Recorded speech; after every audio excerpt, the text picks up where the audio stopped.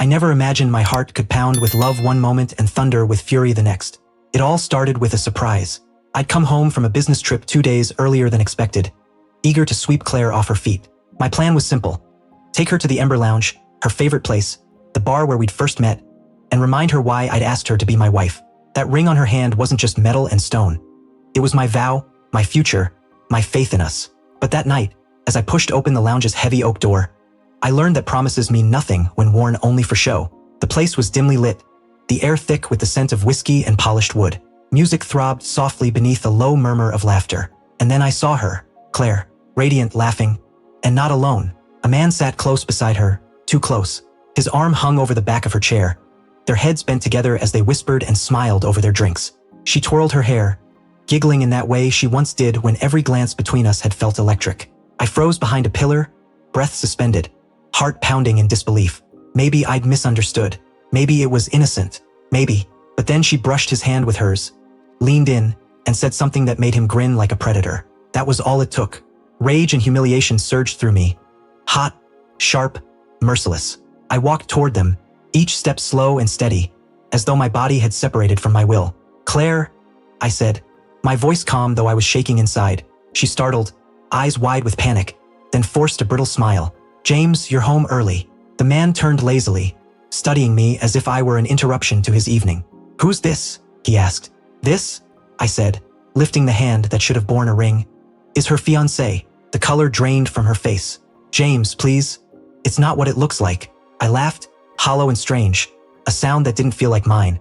"It never is it?" The man shifted, uneasy. "Look, I didn't know she was." "Don't." I cut him off, eyes still on her. "This isn't about you." My fingers brushed the ring in my pocket, the same one I'd once slipped onto her trembling hand with a heart full of hope. I pulled it out, let the gold glint in the dim light, and set it on the table between them. "Give that to whoever you actually love," I said quietly. Then I turned and walked out. The night air stung, but it felt cleaner than the room I'd left behind. My phone began buzzing. Calls, messages, pleading words. "James, wait, please. It's not what you think. Come home." But I didn't. I drove aimlessly, ending up at the old pier, staring at the black water as it slapped the wooden posts. My hands clenched the wheel until my knuckles burned. Memories came in waves.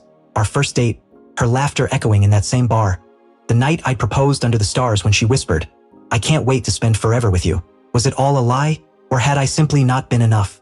When I returned home the next day, she was waiting on the couch, hair disheveled, eyes swollen from tears. "James," she breathed, rushing to me. "It was a mistake. It meant nothing. We were drinking. He's just a coworker." I raised a hand to silence her. "Please," she begged. "Just listen.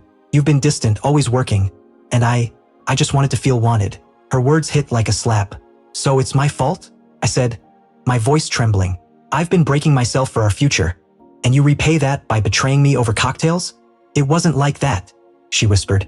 "It was exactly like that." Days blurred into weeks. She tried everything. Flowers, long messages, therapy promises, tearful apologies. "I love you, only you." But love without loyalty is poison.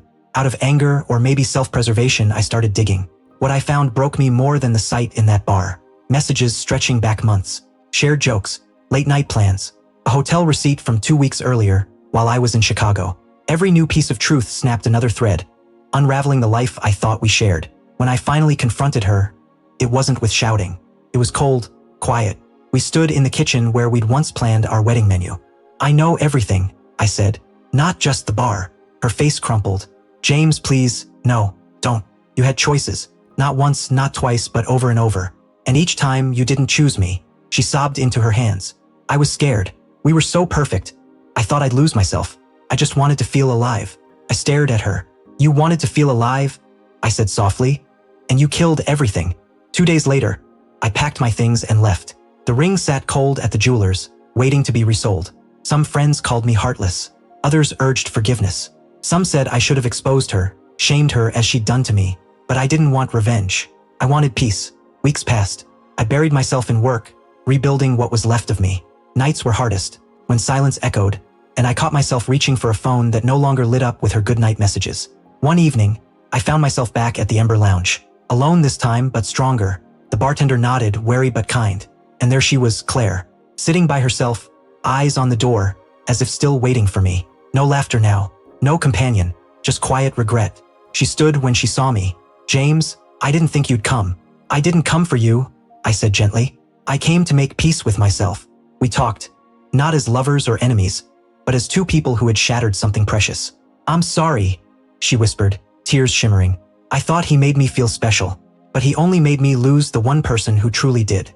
I didn't answer right away. The pain was still there, but duller now, shaped into something survivable. I loved you, I said at last, but I can't love who you chose to be. That night, I left quietly. I wasn't taking her back. I wasn't seeking vengeance. I was simply walking forward. Because sometimes the bravest thing you can do after betrayal isn't to fight or forgive. It's to leave with your dignity unbroken. Months later, I heard she'd been left behind too. The man had disappeared, and she was facing the ruins of her choices alone. As for me, I traveled, rediscovered the parts of myself I'd forgotten, learned to laugh without guilt. Healing, I realized, isn't about erasing the past. It's about refusing to let it poison your future. And that ring, I never bought another like it. Next time I propose, it won't just be with gold and diamonds, but with eyes open and heart steady. Because love is a decision, and so is betrayal.